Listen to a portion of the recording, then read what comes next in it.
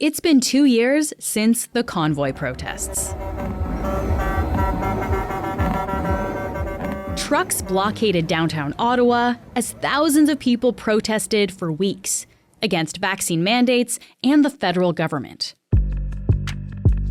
Protests also shut down border crossings in Windsor, Ontario, and Coutts, Alberta.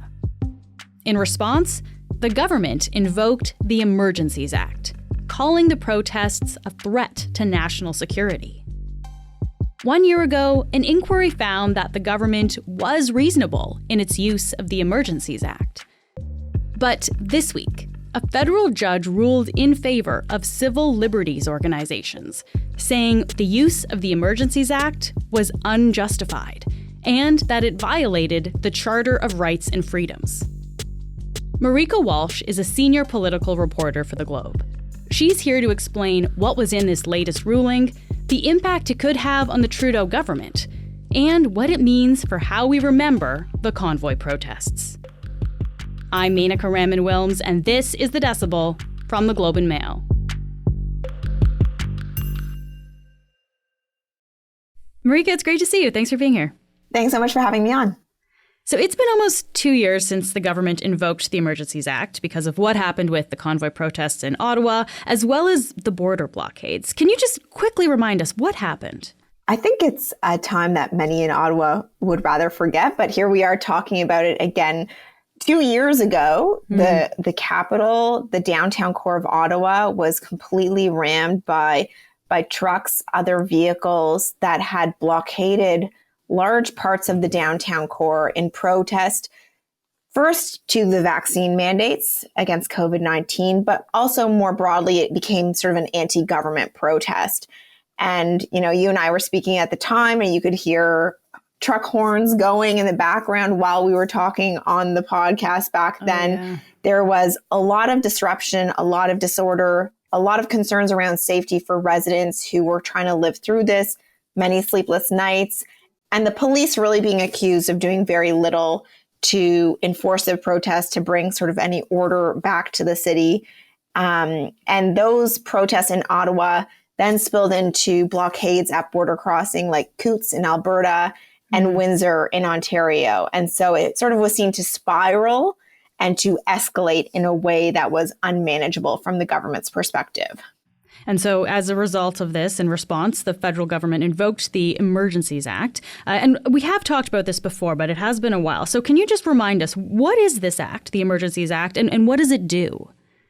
The Emergencies Act is something from the 1980s that the Mulroney government brought in to replace the War Measures Act. And when Justin Trudeau invoked the act 2 years ago, it was the first time it had ever been used by a federal government. And that speaks to just how rare, just how unprecedented a situation needs to be for the act to be used, because it gives governments sweeping powers to, first of all, circumvent the House of Commons. The powers and the orders that the government brought in were effective immediately and didn't need to be passed through a law in the House of Commons. It also gave the police and other agencies a lot of powers. And so the reason why there are so many checks and balances on this act in retrospect is because it circumvents some of our usual democratic processes at the front end.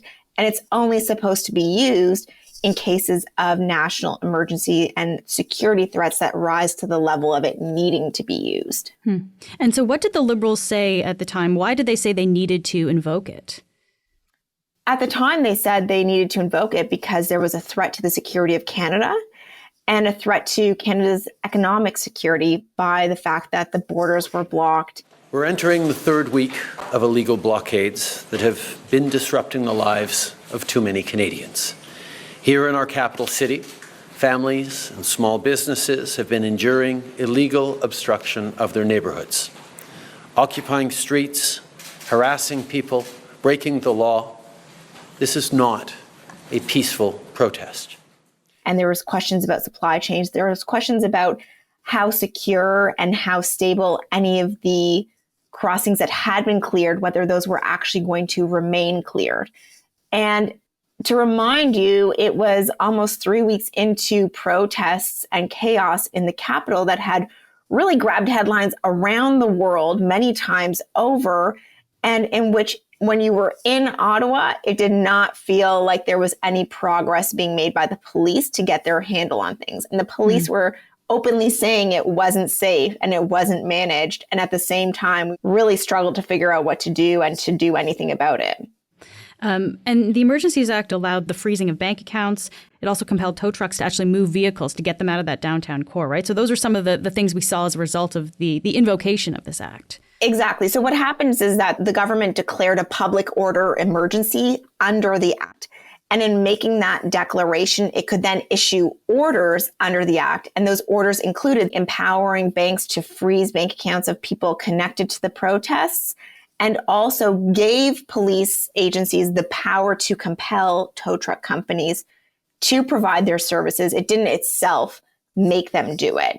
So it did give a lot of powers. The government argues that it was constrained and time limited and tried to be implemented as narrowly as possible. But civil liberty groups challenged this in court because they believed that the situation, despite the chaos and disorder, did not rise to the level of the Emergencies Act threshold. And that just because something is chaotic and disorderly doesn't mean the government gets to use its sweeping powers that it does technically have access to. And we're going to talk about the argument from the civil liberties groups in a sec. But I just want to kind of go through what happened last year, because there was an inquiry into the use of the Emergencies Act last year. This is kind of built into the use of the act. You have to do this inquiry as a result. This was presided over by Justice Rouleau. And so what was the conclusion that Justice Rouleau came to about the use of the Emergencies Act? So Justice Paul Rouleau, after many weeks of testimony and research and studies and thousands of pages of evidence and documents that his team had to go through, came to the conclusion that the government did act appropriately when it invoked the act and it was reasonable. However, at the time, he said the evidence was not overwhelming to justify its invocation. And he kind of gave himself some cover in saying, reasonable people could come to a different conclusion than he did. What was so interesting about that is that from the federal government's perspective, that inquiry result really closed the book on this issue about whether the government had overreached in its use with the act or whether it had acted appropriately. And this court ruling this week really reignites this debate, puts it back in the spotlight, and puts the government back on defense on this really divisive and tense time in which, to be very clear, Justice Paul Rouleau also put the fault for just how bad and ugly everything got on people like Justin Trudeau, on people like Ontario Premier Doug Ford, and on the Ottawa Police. And so it's not as if anybody was cast in glory from the inquiry. It was that the justice found that given how bad things had got, given the state the country was in, it was appropriate for the government to invoke the act. And now that's all being challenged and openly questioned again. So let's talk about this recent ruling then. So I guess the first question I just want to establish here is, if we already had a ruling last year with the inquiry, what was this case that we're talking about now that was brought before the federal court? So it wasn't a ruling last year. Last year's result comes as the result of a public inquiry. So that public inquiry is about giving advice and recommendations to government. It's a transparent process for the public to study, understand, and better sort of get a grip on what happened, what information the government was dealing with when it made its decision, and what one justice acting as a commissioner of an inquiry views on it.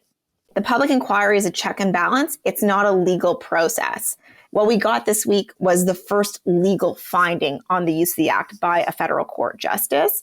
And that will now, because the government has already said it will appeal it, go to the Federal Court of Appeal. And people are already saying this is going to go all the way to the Supreme Court now. Okay. So let's talk about the details of this ruling here. So what exactly did Justice Mosley say about why he came to his conclusion? Justice Mosley came to two critical conclusions. First, that the government didn't meet the threshold to invoke the act, that it was not legally justified in using the act, and that the orders that came under that invocation infringed on charter rights. And so let's break that down. So first, on the question of whether the government was justified in invoking the act based on the legal parameters within it, he said that because the protest did not rise to the level of a threat to the security of Canada as defined by the Emergencies Act, the government had to then not use the act because the Emergencies Act is very clear in its wording of when that threshold for invoking the act is met. And what the government said at the inquiry a year ago was that it felt that because it's a different decision maker, it could apply a broader sense of threat to the security of Canada than CSIS can when it's using that definition. And so it included things like economic concerns as a threat to national security, which CSIS can't look at. And what Justice Mosley said is, no, this act very clearly says you need to use the same definition and you can't separate it out just because you are a different decision maker. And why that's so important is because that is really sort of the critical question. Did the government meet the threshold? Justice Paul Rouleau said it did, but the evidence wasn't overwhelming. And really importantly, the government never released the legal opinion that explained why they thought they could act differently than CSIS would, because it's protected by solicitor-client privilege and the government did not waive it. And other than Ottawa, police forces were using the tools already at their disposal to clear these protests. Windsor had already been cleared, and the protest in Coutts, Alberta, which is where the firearms cache was found, was cleared on the day the act was invoked using ordinary policing powers. Here's part of what Justice Mosley said in his ruling. Quote, while I agree that the evidence supports the conclusion that the situation was critical and required an urgent resolution by government, the evidence, in my view, does not support the conclusion that it could not have been effectively dealt with under other laws of Canada. Okay. I wonder, because we had kind of the opposite, result come out in the inquiry last year, did this come kind of as a surprise to people? It certainly came as a surprise to the government, and it certainly brings more scrutiny to what the Prime Minister did 2 years ago. His invocation of the Emergencies Act is arguably one of his most monumental decisions in government. And his testimony at the Emergencies Act inquiry was also a time when people viewed his performance as Prime Minister quite favorably, that they thought he had made a strong case for himself and conducted himself well. And so the government, I think, thought that the book was a bit closed on this with that result from Justice Paul Rouleau. And this is a reminder that there is not consensus on this issue, that a lot of people were very angry by the invocation of the Emergencies Act, by the message that it sent, that they said it showed the government using its powers against a protest against them. And so when you look at it from that perspective, if the courts are now saying the government overreached, there's the possibility of a political backlash and more political consequences for the Prime Minister. We'll be back after this message.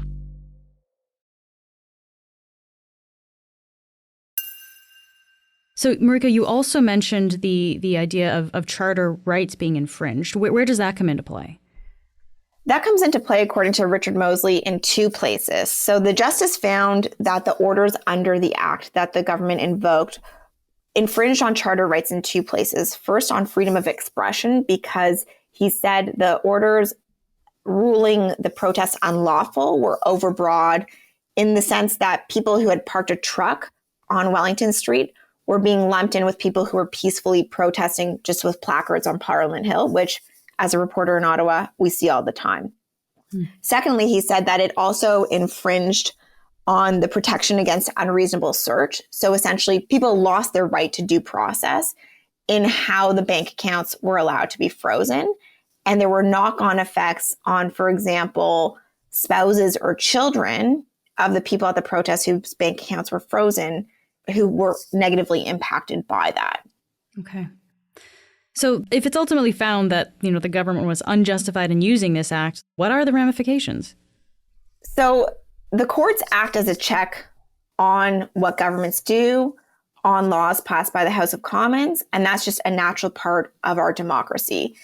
It's important to remember that they have found previous bills like the Impact Assessment Act from the Trudeau government and mandatory minimums from the Harper government unconstitutional. The reason why I think this has a bit more focus and could take a bit more attention than other ones is because this centered on the right to protest and this centered on freedom of expression. And so politically, this ruling is more sensitive for the government. But it's important to remember that this is the job of courts to act as a check on the governments. And in coming forward with this ruling, it will inform future governments on when and how they can use the Emergencies Act. And in this case, Justice Richard Mosley's ruling puts a narrower frame on when it can be used than how the Trudeau government viewed its ability to invoke the act. And okay, so Marieke, now that this ruling has come out, how did the plaintiffs respond? So the civil liberties groups who brought this forward, how do they respond to it? They came out with statements really celebrating their victory. The Canadian Civil Liberties Association said it was a clear and critical precedent for every future government, and said that emergency is not in the eye of the beholder. Emergency powers are necessary in extreme circumstances, but they are also dangerous to democracy. And the second group that challenged this, the Canadian Constitution Foundation, said they welcomed the appeal from the government, and they described the Act's invocation as one of the worst examples of government overreach during the pandemic. And so you already mentioned that the government is appealing this decision, but what did they say in response to this ruling? They really quickly and strongly defended their decision at the time. They described it as a decision that was a last resort move from a government that really didn't know what other options they could have to bring the situation under control. And they really stressed or tried to remind people just how fraught that time was, just how uncertain it was. The Prime Minister at the time of his inquiry testimony said that from that day, it seemed that things were still escalating and spiraling further out of control, not coming under control. And things like the weapons seizure at the blockade in Coutts, Alberta, was one of their key concerns around the potential for violence and for more unrest. And so they really defended their decision and also relied heavily on Justice Paul Rouleau's finding that they did act reasonably in their response to this case, saying they will appeal it, although we don't yet have the reasons that they'll point to in that appeal. And then what about the opposition, Marieke, like the Conservatives and the NDP? What have they said about all of this? So what's interesting is that the NDP supported the Liberals in the House of Commons in the motion that the House needed to pass to approve the use of the Emergencies Act. If you remember, this was still a minority government back then, and so Trudeau couldn't make this decision on his own. And the New Democrats at the time said they reluctantly supported him in that decision, but also heavily criticized his leadership and the leadership of other levels of governments that brought Canada to that situation where the Emergencies Act was needed. And Jagmeet Singh sort of repeated those points and criticisms earlier this week. I will note, interestingly, though, that the NDP did actually strike their deal to prop up the government to the end of their mandate just a month or two after the convoy happened. On the flip side, Conservative leader Pierre Poilievre, who at the time of the protests supported the convoy protest, described the ruling from the judge as evidence that the government broke the highest law in the land by invoking the Emergencies Act. And he said if he forms government, he will ensure the act can never be used again to silence political opposition. Just looking back on the whole situation, Marieke, like the protests themselves, the government response to them, the decision last year, the ruling this year, what does this tell us about the state of democracy in this country? I think that those protests in Ottawa and also at those border crossings really did push our political leaders, our governments at varying levels from city to province to federal to the brink. The political leaders really struggled to know how to respond to and how to bring these protests under control. We saw that in particular in Ottawa under the Ontario government and Prime Minister Justin Trudeau's response to something in his own capital about his own policies. But what we're seeing now is that the machinery of our democracy is grinding away, holding governments to account. First with the inquiry last year that even though it gave the government ultimately passed on invoking the act was highly critical of the government at the same time. And now in this court ruling that is raising more questions about whether, well, it's saying the act was not justified legally in this case, but it shows that as slow as the court process can be, courts do still act as a check on our governments. And that is one of the amazing things about being in a democracy, that you do have that transparent decision from an independent judge who can tell our government no once in a while. Yeah. And just lastly, I mean, this new ruling, from the sense you're getting in your reporting, like, is this going to affect the way that people think about and I guess remember really the convoy protests of a couple of years ago? I think it's a bit early to say. I think views on this issue are so polarized and so entrenched already. And so I think it a little bit depends on what future court rulings say and how much the opposition even wants to talk about this. This decision put some wind in the Conservative Party's sails, but the Conservative Party also did not drape itself in glory during the protests. And so I'd be surprised to see them really hammering this as the key point of focus next week rather than focusing on the affordability issues they've been talking about to date. Next week when Parliament resumes, yeah. Exactly. But, you know, at the time of the protests, as much as the majority opinion was against the convoy protests, there was a substantial group of Canadians who supported these protests or who were sympathetic to the reasons why they started in the first place. And when you look at polling sort of in the wake of those protests from the Angus Reid Institute, about half of Canadians who were polled said they supported the use of the Emergencies Act, but others said it either wasn't needed or no response at all was needed. And so this is still a polarized and divisive issue, and I think it's a time that, frankly, most Canadians would rather forget. Marieke, thank you so much for being here today and walking us through all of this. Thank you so much. That's it for today. I'm Marieke Walsh. Michal Stein helped produce this episode. Our producers are Madeline White, Cheryl Sutherland, and Rachel Levy-McLaughlin. David Crosby edits the show. Adrian Chung is our senior producer, and Angela Pacenza is our executive editor. Thanks so much for listening, and I'll talk to you next week.